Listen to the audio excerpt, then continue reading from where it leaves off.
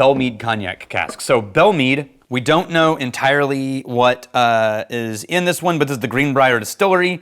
I think it was 30% rye. This is a high rye bourbon, and they put it into cognac casks. Now that is not as common as sherry and types of sherry or port. A cognac cask, which, and remember, cognac is in the brandy family, but it comes from a specific region. So this is a distilled barrel-aged spirit already, right? Cognac is. And so the barrels that held cognac held a grape distilled spirit aged in oak. You dump those, you bring them back, and you put whiskey into it. I love that idea because you're not dealing with just a wine, which coats things and a density of things, or sherries where you coat things, but you're dealing with another distilled spirit and its impact on a barrel, and I just think that's really cool.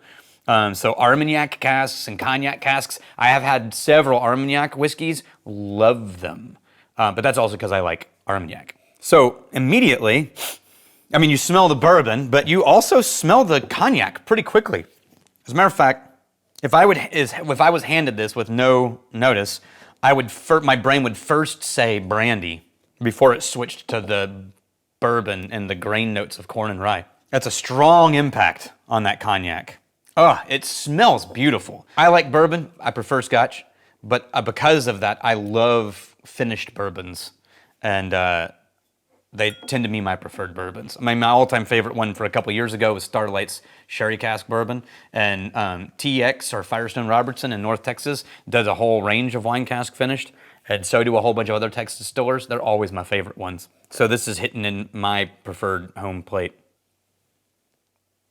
Oh, wow. That is a little too candied for me, but it's very sweet.